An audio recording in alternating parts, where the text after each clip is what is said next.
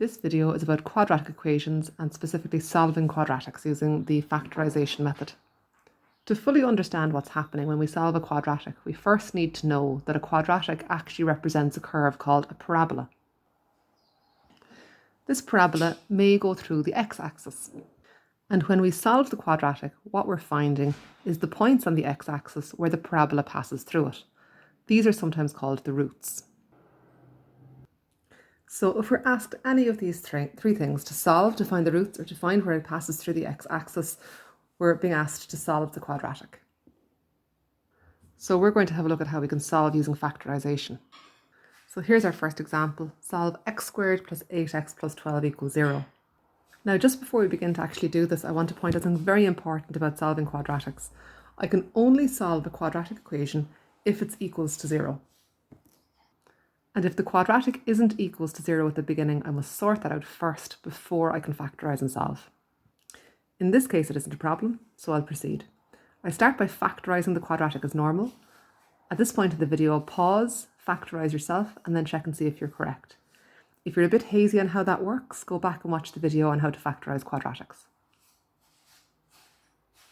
So my guide number in this case is 12, and my factors of 12 are 1 and 12, 2 and 6, 3 and 4.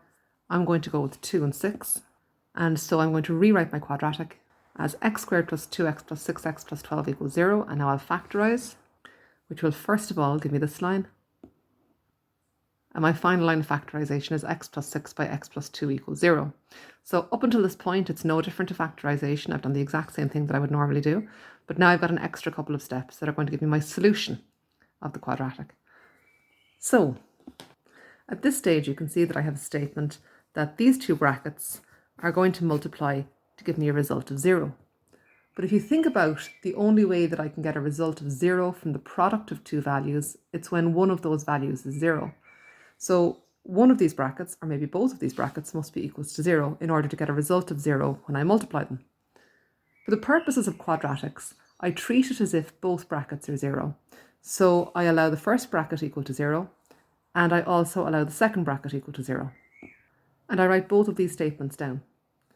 And then finally, to solve my quadratic, what I really need to do is to solve these two equations for x. And that's pretty straightforward to do. So on the left-hand side here, x is going to be equals to minus 6. And in this right-hand equation, x is going to be equals to minus 2. These two results here, x equals minus 6 and x equals minus 2, are the roots of our quadratic. And this is just another phrase for the solutions of our quadratic. And remember I said at the start that these values are where the parabola passes through the x-axis. So I'm just going to draw a sketch for what's after happening here for this question on the left-hand side here. So I've got a parabola, which is just a U-shaped curve, and I've got the x-axis. And this parabola goes through the x-axis at 2 points. One of them is minus 6 and one of them is minus 2. Now, I won't just write them down any old way. I'll have a think to myself, first of all, about the number line. So minus 6 and minus 2, where would they be on the number line? Well, minus 6 would be further to the left, and minus 2 would be further to the right. So I'll label the point further to the left, minus 6, and the point further to the right, minus 2.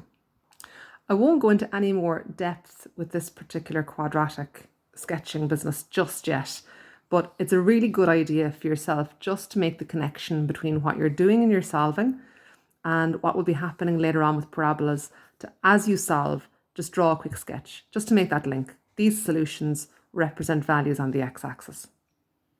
Let's look at a second example. This time it says to find the roots of 3x squared plus 5x minus 2 equals to 0. So again, as we know, just treat it like factorization to begin, but just double check first that it's equal to 0. And in this case it is, so I'm good to go. So I'll first of all get my guide number. In this case, that's 6, 3 by 2. And I'll factorize that to get 1 by 6 and 2 by 3.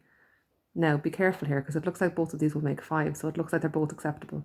But actually notice that at the end of my quadratic, the constant is negative. I've got a minus there in front of the 2.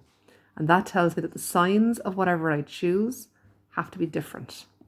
So I must be plussing and minusing to get the 5. So in that case, it's the 1 and the 6 that I'm going to go with, because plus 6 minus 1 will give me plus 5.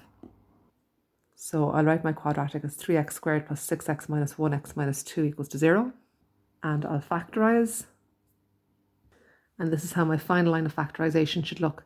3x minus 1 bracket x plus 2 equals 0. So if I was just factorizing, I'd be done. But the question is saying to find the roots. Don't forget, find the roots means the exact same thing as solve.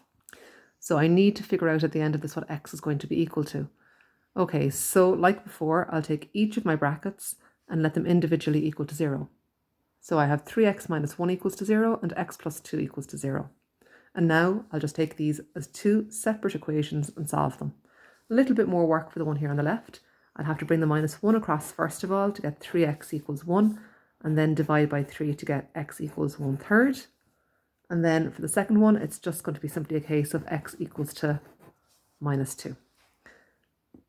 These are my solutions for my quadratic. They're what I get when I solve. They can also be called the roots of the quadratic. Let's continue to get ourselves into the habit of visualizing what this actually means by sketching a parabola, drawing in our x-axis, marking in the 2 points where the parabola goes through the x-axis, and then labeling them with these 2 values. Now just stop and think, which one do you think will go on the left?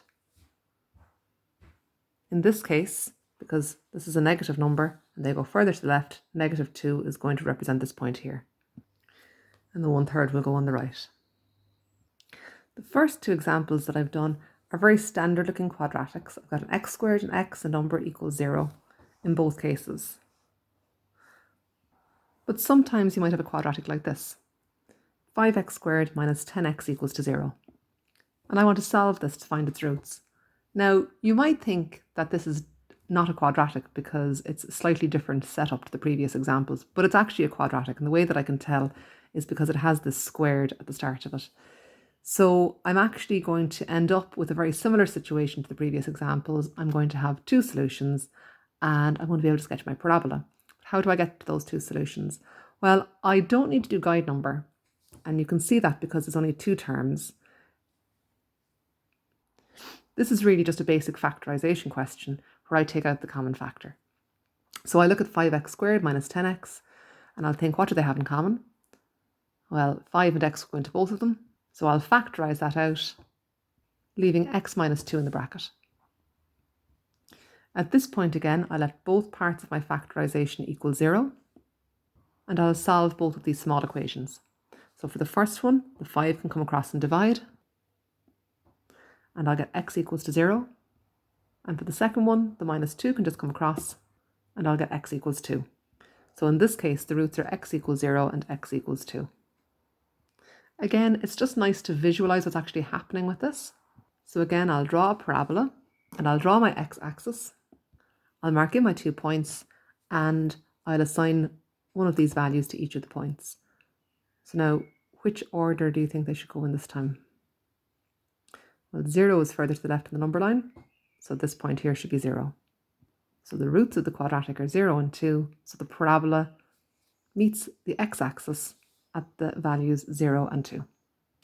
In example 3, I didn't mention about it being equals to 0, but you can see that it was equals to 0, and that was totally necessary in order for me to be able to proceed the way that I did with the question.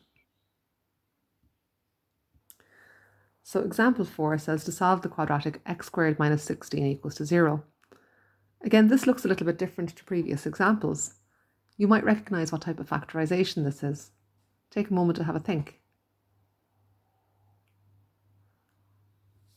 Well, it's a difference of 2 squares factorization, but because it starts with an x squared, it's a quadratic. If you're a little bit hazy on how to do a difference of 2 squares factorization, go back and watch the video that was made about that recently. So let's think, what's being squared in each of these terms? Well, x is being squared and 4 is being squared. And notice again that my equation is equal to 0, so no problems there. So I'm going to factorize, which will give me x plus 4 by x minus 4 equals to 0. And then I'll just solve each of these little equations to get what x is equal to. So for the first one, x equals to minus 4, and for the second one, x equals to 4. So these are the roots of my quadratic. And again, let's just take a moment to think what this would look like in a sketch. And maybe pause the video now and try to do this one yourself, and then play and see if you're correct. So I'll sketch my parabola. I'll put in my x-axis. I've got my 2 points. And -4 is further to the left of the number line, so that goes first. And then 4 goes to the right.